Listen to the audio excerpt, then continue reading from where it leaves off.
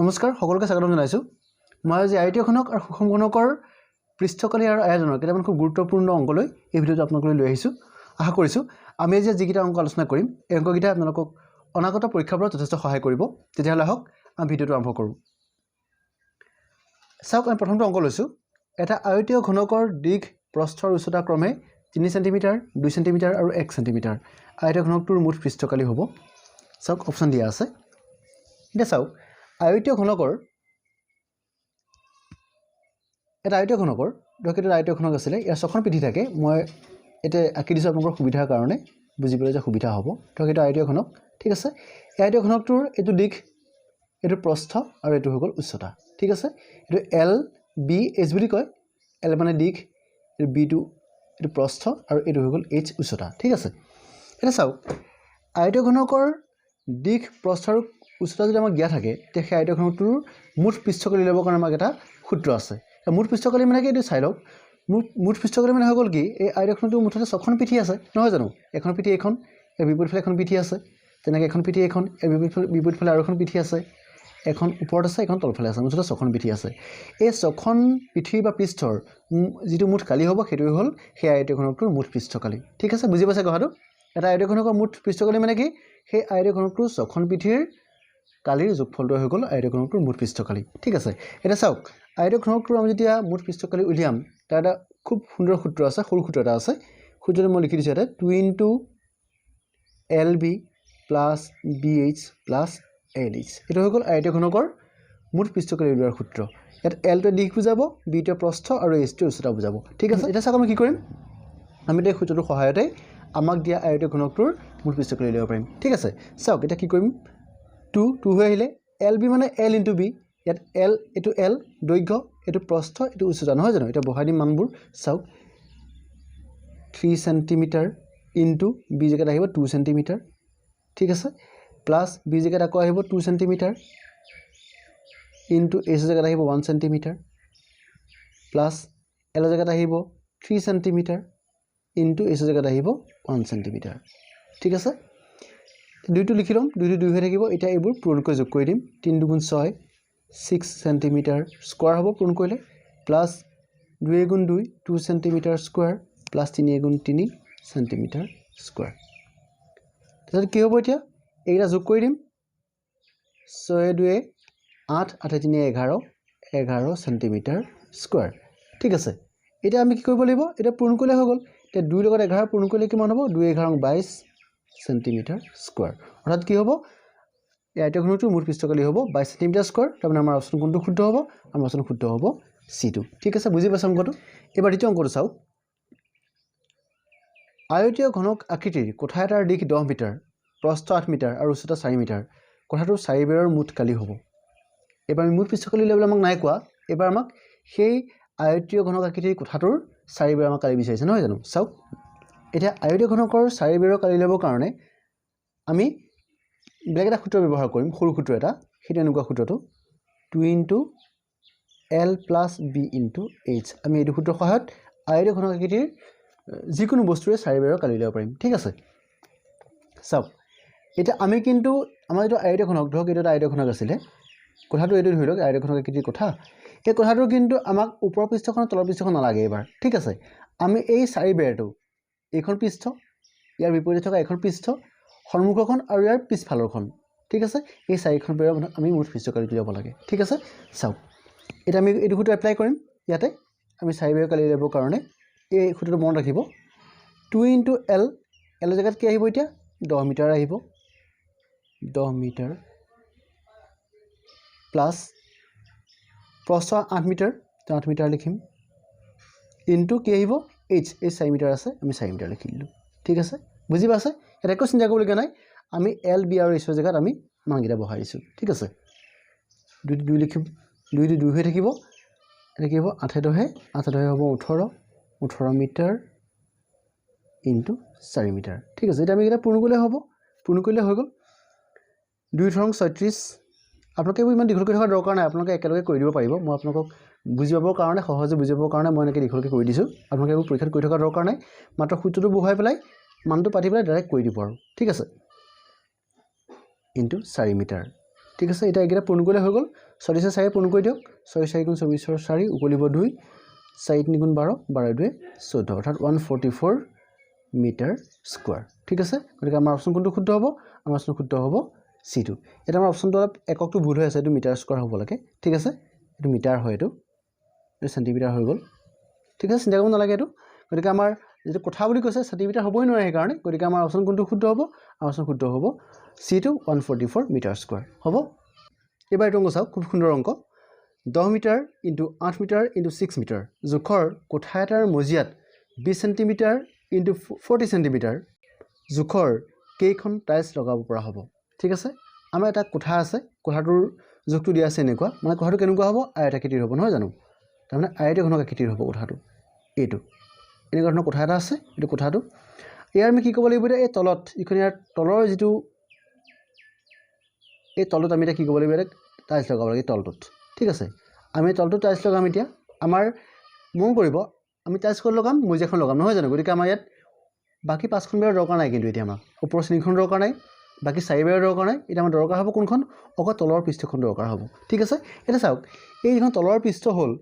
এই মজিয়াখনৰ কালি কিমান হ'ব এই মজিয়াখনৰ এটো দিক হ'ব দিক আছে কিমান 10 মিটাৰ আৰু প্ৰস্থ আছে কিমান 8 মিটাৰ ঠিক আছে এটা আমি কি কৰিম এতিয়া এই মজিয়াখনৰ কালিটো লিয়াম তে মজিয়াখনৰ কালি কিমান হ'ব মজিয়াখনৰ কালি কিমান হ'ব L * B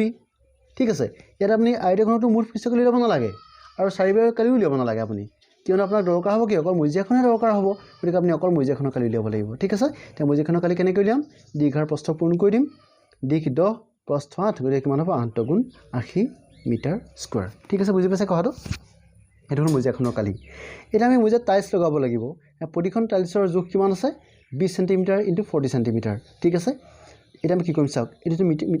ইয়াত চাওক আমি কি কৰিম এতিয়া যেটা আমি দেখিছো মজিয়াখনৰ কালি আছে মিটাৰত আছে গতিকে আমি কি ক'ব লাগিব টাইলছৰ কালিটো আমি কি ক'ব লাগিব এতিয়া মিটাৰত লৈ যাব লাগিব ঠিক আছে তা 20 সেন্টিমিটাৰ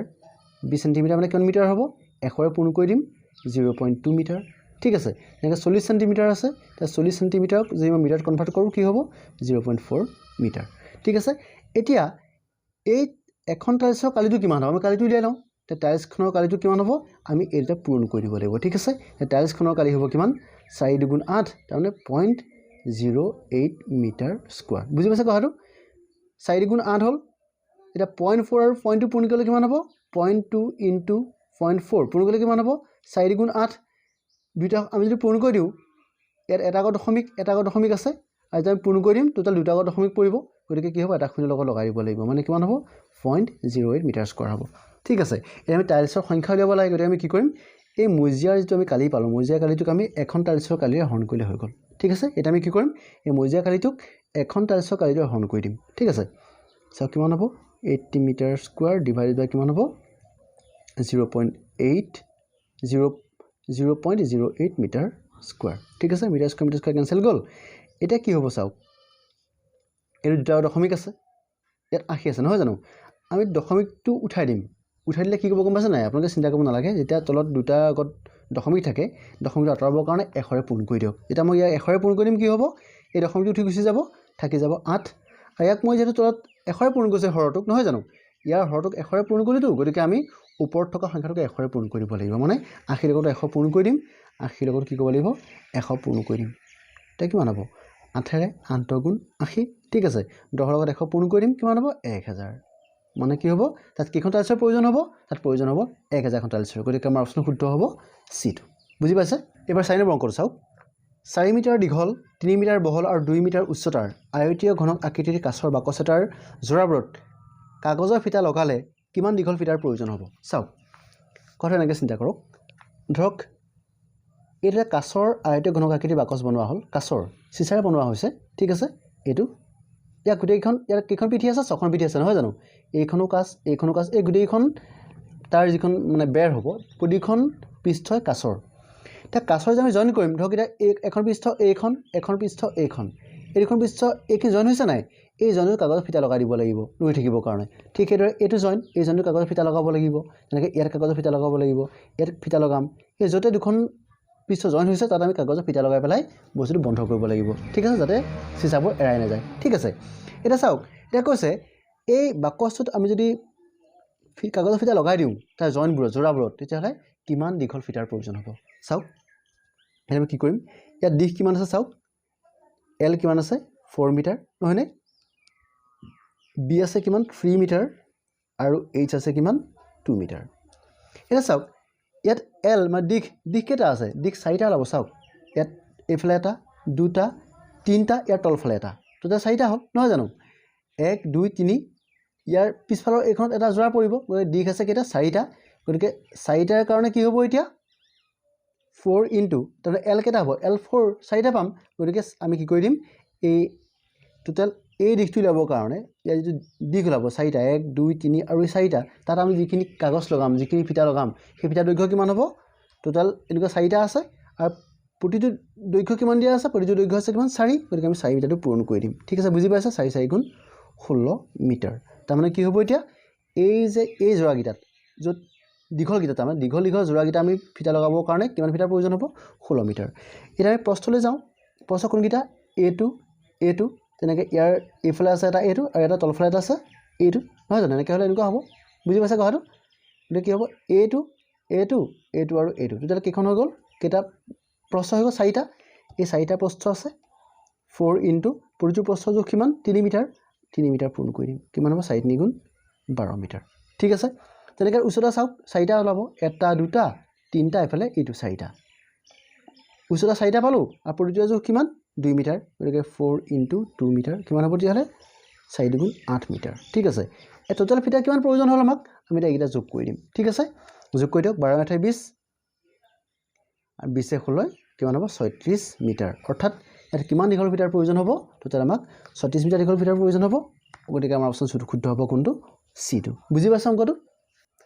এবাৰ এইটো অংক চাওক 10 মিটাৰ দীঘল 7.5 মিটাৰ বহল আৰু 1 মিটাৰ উচ্চতাৰ আয়তীয় ঘন আকৃতিৰ টেংক এটাত কিমান লিটাৰ পানী ধৰিব ঠিক আছে এবাৰ আমাৰ টেংক এটা দিয়া আছে আৰু টেংকিটো আমি মানে কিমান পানী ধৰিব মানে আয়তনটো উলিয়াই দিব লাগে ঠিক আছে এটা চাওক সেই টেংকিটোৰ আয়তনটো যিমান হ'ব তাত থকা পানীৰ আয়তন সিমানেই হ'ব নহয় জানো গতিকে আমি কি কৰিম এতিয়া এই আয়তীয় ঘনকটোৰ যেটো তাৰ আয়তন সেই আয়তনটো উলিয়ালে হৈ যাব ঠিক আছে চাওক এটা আয়তীয় ঘনক আমি আয়তন কেনেকৈ উলিয়াম এটা সৰু সূত্ৰ আছে আয়তন উলিওৱাৰ V মানে আয়তন volume equal L into B into H গতিকে আয়তীয় ঘনক এটাৰ আমি যেতিয়া আয়তন উলিয়াম আমি কি ক'ব লাগিব তাৰ এই দিশ প্ৰস্থ আৰু উচ্চতা পূৰণ কৰিলে হৈ গ'ল ঠিক আছে পূৰণ কৰি তেতিয়া হ'লে L আছে কিমান 10 মিটাৰ ইনটু B আছে 7.5 মিটাৰ ইনটু H আছে কিমান 1 মিটাৰ আমি যদি এটা পূৰণ কৰি দিও কিমান হ'ব 7.5 ক 10 পূৰণ কৰিলে কিমান হ'ব 75 হ'ব নহয় জানো আৰু 75 ক আমি যদি 1 পূৰণ কৰি দিও কিমান হ'ব 75 এ হ'ব আৰু মিটাৰ তিনটা পূৰণ কৰিলে হৈ যায় মিটাৰ কিউব ঠিক আছে তাহলে কি হৈ গ'ল সেই আয়তীয় ঘনকটোৰ আয়তন কিমান ওলালে 75 মিটাৰ কিউব এটা আমাক লিটাৰতে খুদিছে নহয় জানো এটা আমি মিটাৰ কিউবক লিটাৰতে কনভাৰ্ট কৰিব লাগিব চাওক এটা সম্বন্ধটো কি 1 মিটাৰ কিউব মানে কিমান হৈ যায় 1000 লিটাৰ 1000 লিটাৰ অৰ্থাৎ 1 মিটাৰ কিউবত হৈ যায় 1000 লিটাৰ 1 মিটাৰ কিউবত 1000 লিটাৰ হয় গতিকে যদি 1 মিটাৰ কিউবত 1000 লিটাৰ হয় তেতিয়াহ'লে 75 মিটাৰ কিউবত কিমান লিটাৰ হ'ব আমি 75 ৰ লগত 1000 পূৰণ কৰি দিম 75 ইনটু 1000 লিটাৰ তেতিয়াহ'লে কিমান হ'ব 75 ৰ লগত আমি যদি 1000 পূৰণ কৰি দিও কিমান হ'ব 75000 লিটাৰ গতিকে আমাৰ অপচন কোনটো শুদ্ধ হ'ব আমাৰ অপচন শুদ্ধ হ'ব D2 ঠিক আছে বুজি পাইছা অংকটো এবাৰ 6 নম্বৰ অংকটো লৈছো 20 সেন্টিমিটাৰ 10 সেন্টিমিটাৰ 5 সেন্টিমিটাৰ মানে 20 centimetre into 10 centimetre into 5 centimetre জোখৰ এটা আয়তীয় ঘনক আৰু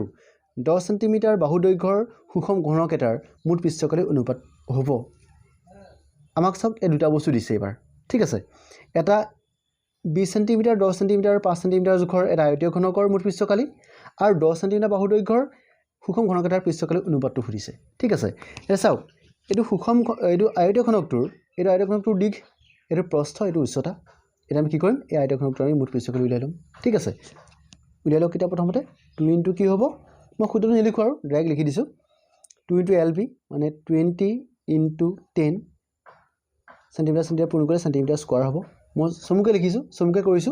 আপোনালোকে এনেকৈ কৰিব পাৰিব পৰীক্ষাত তেতিয়া সহজ হ'ব টাইমটো বাচি যাব আপোনালোকৰ LB প্লাস BH মানে এই দুটা পূৰণ কৰিম 10 into 5 centimetre square plus LH নহয় জানো 20 ইনটু 5 20 ইনটু 5 সেন্টিমিটাৰ স্কয়াৰ হৈ গ'ল এতিয়া কিমান হ'ব 20 লগত 10 পূৰণ কৰিলে 10 20 পূৰণ কৰিলে 200 হ'ব centimetre square plus 5 * 50 centimetre square plus 5 পিচ 100 সেন্টিমিটাৰ স্কয়াৰ ঠিক আছে এটা যোগ কৰি দিম 200 লগত 100 300 300 লগত এটো 5 গুণ 50 ঠিক আছে ভুল হৈ গৈছে দেই এটো 50 হ'ব 200 100 আৰু 50 যোগ কৰিলে কিমান হ'ব 350 সেন্টিমিটাৰ স্কয়াৰ ঠিক আছে তা আমি এটা পূৰ্ণ কৰি দিম 2 লগত আমি যদি 25 পূৰ্ণ কৰি কিমান হ'ব 2 25 70 70 নহয় জানো খুঁটিটো বহি যাব সেন্টিমিটাৰ স্কয়াৰ অৰ্থাৎ সেই আয়তীয় ঘনকটোৰ মুঠ পৃষ্ঠকালি হ'ব কিমান 700 সেন্টিমিটাৰ স্কয়াৰ হৈ গল এতিয়া কি কৰিব লাগিব এতিয়া আমি সুষম ঘনকটোৰ 10 সেন্টিমিটাৰ বাহুৰ দৈৰ্ঘ্যৰ সুষম ঘনকটোৰ মুঠ পৃষ্ঠকালি উলিয়াম এটা সুষম ঘনকৰ পৃষ্ঠকালি কেনেকৈ উলিয়ায় তাৰ এটা সূত্ৰ আছে 6l স্কয়াৰ তেনে সৰু সূত্ৰ 6 তা ছখন পৃষ্ঠ আছে সুষম ঘনক মানে কি তাৰ আমাৰ ডাইছৰ গুটি যেনেকুৱা আমাৰ যে ডাইছ খেলে বা লুডু গুটিবোৰ ঠিক আছে লুডু গুটিবোৰ নিচিনা তাৰ ছখন পৃষ্ঠ সমান থাকিব মানে কি তাৰ দিশ প্ৰস্থৰ উচ্চতা তিনটা সমান এই দিশ যিমান হ'ব প্ৰস্থ সমান হ'ব উচ্চতা সমানে হ'ব এই তিনটা সমান থাকিব গতিকে 10 সেন্টিমিটাৰ বাহুৰ দৈৰ্ঘ্যৰ সুষম ঘনক মানে বুজিব লাগিব এই সুষম ঘনকটোৰ এই দিশটো 10 প্ৰস্থটো হ'ব 10 আৰু উচ্চতা হ'ব 10 তিনটা যোগ সমান থাকিব সেইটো হ'ল সুষম ঘনক ঠিক আছে এই সুষম ঘনকৰ ইয়াৰ ছখন পৃষ্ঠ ওলাব নহয় জানো পৃষ্ঠ ছখন আয়তীয় ঘনকৰ যেনেকৈ ছখন পৃষ্ঠ আছে সুষম ঘনকৰ ছখন পৃষ্ঠ থাকিব গতিকে কি হ'ব এতিয়া সুষম ঘনকটোৰ মুঠ পৃষ্ঠকালি কেনেকৈ উলিয়াম 6 l স্কয়াৰ l মানে বাহুৰ দৈৰ্ঘ্য এটা 6 জেগাত 6 আহিব আৰু l জেগাত কি আহিব বাহুৰ দৈৰ্ঘ্য 10 সেন্টিমিটাৰ আছে আমি 10 সেন্টিমিটাৰ বহাই দিম 10 সেন্টিমিটাৰ স্কয়াৰ ঠিক আছে 6 * 10 গুণ 10 স্কয়াৰ কৰে 10 গুণ 100 সেন্টিমিটাৰ স্কয়াৰ তাৰ 6 লগত এটো 100 সেন্টিমিটাৰ স্কয়াৰ 100 সেন্টিমিটাৰ স্কয়াৰ ঠিক আছে এটা 6 লগত 100 পূৰণ কৰিলে কিমান হ'ব 600 হৈ যাব নহয় জানো 600 সেন্টিমিটাৰ স্কয়াৰ এতিয়া আমাক কৈছে অনুপাত লিয়াব লাগে কাৰ অনুপাত আমাৰ আয়তীয় ঘনকটোৰ মুঠ পৃষ্ঠকালি আৰু সুষম ঘনকটোৰ মুঠ পৃষ্ঠকালি অনুপাতটো বিচাৰিছে এটা অনুপাতটো উলিয়াম কেনেকৈ উলিয়াম ওপৰত লিখিম আয়তীয় ঘনকৰ মুঠ পৃষ্ঠকালি সেন্টিমিটাৰ স্কয়াৰ তলত লিখিম সুষম ঘনকটোৰ মুঠ পৃষ্ঠকালি 600 সেন্টিমিটাৰ স্কয়াৰ এটা কাটাকাটি গল দুটা শূন্য কাটি থাকিব কিমান 7/6 মানে কিমান হ'ব এটো 7:6 অনুপাতটো হ'ব তেতিয়ালে কোনটো c2 গতিকে আমাৰ অপচন শুদ্ধ হ'ব c2 বুজি পাইছা অংকটো এবাৰ 7 নম্বৰ অংকলৈ আহিছো এটা আয়তীয় ঘনকৰ দিশ 12 সেন্টিমিটাৰ প্ৰস্থ 6 সেন্টিমিটাৰ ঘনকটোৰ আয়তন 216 সেন্টিমিটাৰ স্কয়াৰ হলে এটো সেন্টিমিটাৰ কিউব হ'ব দেই এটো আয়তনৰ কথা কৈছে গতিকে কিউব আহিব লাগিব 216 সেন্টিমিটাৰ কিউব হলে ঘনকটোৰ উচ্চতা হ'ব ঠিক আছে এবাৰ আমাক কি দিয়া আছে দিশ দিয়া আছে প্ৰস্থ দিয়া আছে আৰু আমাক আয়তন দিয়া আছে আমাক এটা কি বিচাৰিছে উচ্চতা বিচাৰিছে মানে h2 বিচাৰিছে ঠিক আছে আমাক l দিয়া আছে 12 b দিয়া আছে 6 আৰু এটো v আয়তনটো দিয়া আছে তেতিয়া আমি উলিয়াব লাগিব এটা h2 দিব লাগে এটা চাওক এটো দীঘল কৰি থকা দৰকাৰ নাই এটো কাম এটা কৰিব যেতিয়া আপুনি যদি জানে v = কিমান l * b * h নহয় জানো সুষম ঘনকটা যেতিয়া আমাক আয়তন লিয়াবলৈ ক'ব আমি কি ক'ব লাগিব দিশ প্ৰস্থ উচ্চতা পূৰণ কৰিলে তাৰ আয়তন পায় এটা চাওক আমাক আয়তন দিয়া আছে দিশ আৰু প্ৰস্থ দিয়া আছে নহয় জানো আমাক h2 বিচাৰিছে গতিকে আপুনি কি কৰিব এ চাওক সিম্পল কেনেকৈ কৰিব আপুনি h2 বিচাৰিছে গতিকে কি কৰিব যেতিয়া আমাৰ আয়তন দিয়া আছে এই আয়তনটোক দিশ আৰু প্ৰস্থৰ পূৰণফলৰে হৰণ কৰিলে হৈ গ'ল ঠিক আছে ডাইৰেক্ট আমি কৰিলে হৈ গ'ল v দিয়া আছে কিমান 216 সেন্টিমিটাৰ কিউব দিয়া আছে l * b 12 * 6 তাৰ মানে 6 বাৰ কিমান 72 লিখি দিছো 72 সেন্টিমিটাৰ স্কয়াৰ নহয় জানো ইয়াৰ দুটাৰ লগত ইয়াৰ দুটা কেনসেল গ'ল তে 72 আৰু 216 আমি কটাকটি কৰিলে হৈ গ'ল নহয় জানো এটা চাওক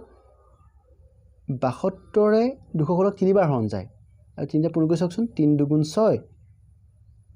3 7 গুণ কিমান 21 216 নহলে গতিকে কি হ'ব এটা আমি দেখিলে যে 72 ৰে 216 কেইবাৰ হৰণ গৈছে তিনিবাৰ গতিকে কি হ'ব ওপৰত থাকিলে 3 আৰু সেন্টিমিটাৰ কিউবৰ এটা চিহ্ন থাকি গ'ল গতিকে আমাৰ অপচন কোনটো শুদ্ধ হ'ব আমাৰ অপচন শুদ্ধ হ'ব c2 অৰ্থাৎ এই যেটো আয়তীয় ঘনক আছে আয়তীয় ঘনকটোৰ উচ্চতা হ'ব 3 সেন্টিমিটাৰ ঠিক আছে বুজি পাইছা অংকটো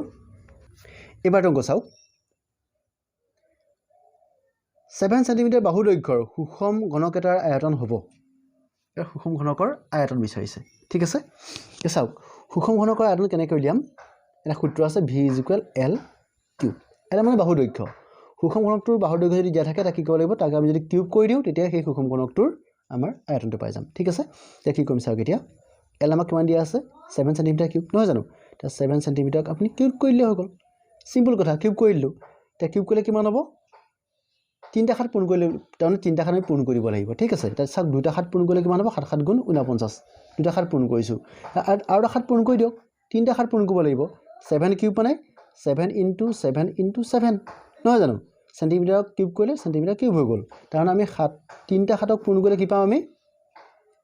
সুষম ঘনকৰ আয়তনটো পাই যাম এ চাওক আমি যদি দুটা হাত পূৰণ কৰি দিও 7 7 × 9 50 হ'ব এটা হাত থাকি গ'ল এটা হাত আমি পূৰণ কৰি দিছো 7 9 × 63 63 3 উকলিব 6 7 4 × 28 28 6 কিমান হ'ব 34 নহয় নে কিমান হ'ব তেতিয়া হলে 343 সেন্টিমিটাৰ কিউব অৰ্থাৎ আমাৰ অপচন কোনটো শুদ্ধ হ'ব আমাৰ অপচন শুদ্ধ হ'ব C2 ঠিক আছে বুজি পাইছা অংকটো এবাৰ অংক চাও 12 মিটাৰ দৈৰ্ঘ্যৰ 10 মিটাৰ প্ৰস্থ আৰু 4 মিটাৰ উচ্চতাৰ কোঠা এটাৰ সিলিঙত ৰং কৰিবলৈ কিমান খৰচ পৰিব যদি প্ৰতি বৰ্গ মিটাৰত ৰং কৰোতে 10 টকাকৈ খৰচ হয় এটা চাওক এটা কোঠা আছিল কোঠাটো আয়তীয় ঘনক আকৃতিৰ নহয় জানো আমি গম পাইছো এই প্ৰশ্নটো পঢ়ি তো আয়তীয় ঘনক আকৃতিৰ হ'ব এনেকুৱা হ'ব কোঠাটো দেখিবলৈ আয়তীয় ঘনক আকৃতিৰ হ'ব এই কোঠাটো মই আপোনালোকৰ সুবিধাৰ কাৰণে আঁকি দিছো এটা বুজিবলৈ সুবিধা হয় এটা চাওক ইয়াৰ দৈৰ্ঘ্য দিয়া আছে এটো 12 মিটাৰ প্ৰস্থ দিয়া আছে এটো 10 মিটাৰ এই প্ৰস্থ দিয়া আছে 10 মিটাৰ আৰু উচ্চতা দিয়া আছে কিমান 4 মিটাৰ এটা আমাক এই সিলিংৰ ওপৰৰ এইখন সিলিংখনৰ ওপৰখন নহয় জানো অকল ওপৰখন আমাক প্ৰয়োজন ওপৰৰ এই সিলিংখন ৰং কৰিব লাগে এতিয়া ৰং কৰোতে প্ৰতি বৰ্গ মিটাৰত খৰচ হ'ব 10 টকা তেতিয়া হলে এই গোটেই সিলিংখন ৰংতে কিমান খৰচ পৰিব কৈছে আমাক এতিয়া টেক্সা কি কৰিব এতিয়া আমাৰ কামটো ক'ত হ'ব কামটো অকল সিলিংৰ লগত হ'ব আমাৰ নহয় জানো গতিকে আমি কি কৰিম অকল সিলিংখনৰ কালি উলিয়াম অকল সিলিংখনৰ কালি উলিয়াম সিলিংখনৰ দিশ কিমান আছে দিশ কিমান 12 নহয় জানো সিলিংখনৰ দিশ আছে 12 মিটাৰ ইনটু প্ৰস্থ কিমান আছে 10 মিটাৰ ঠিক আছে এটা সিলিংখনৰ কালি কিমান হ'ব দুটা পূৰণ কৰি দিয়ক 10 12 120 মিটাৰ স্কয়াৰ ঠিক আছে সিলিংখনৰ কালি হৈ গ'ল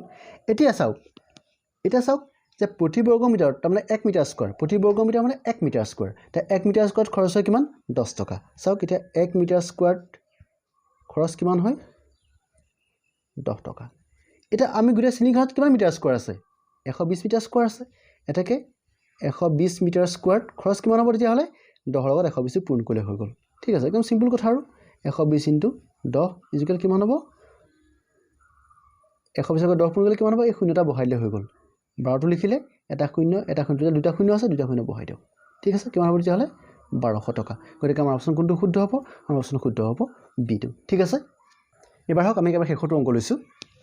চাব খুব সুন্দৰ অংক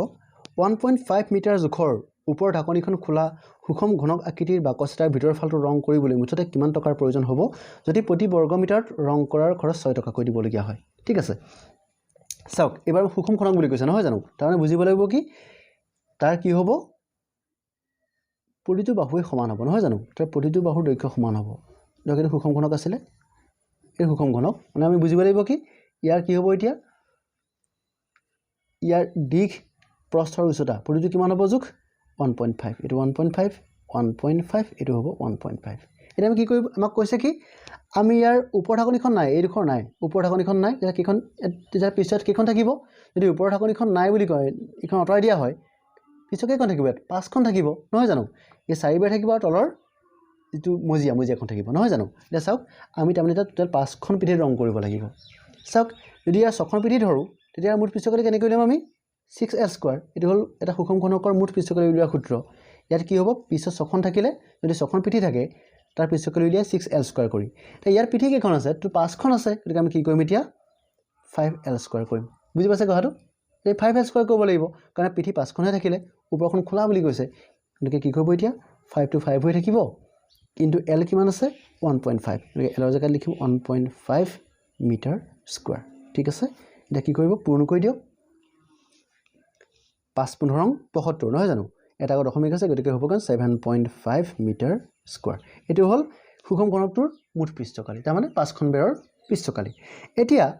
প্ৰতিখন ৰং কৰে কিমান খৰচ হয় 6 টকা খৰচ হয় নহয় জানো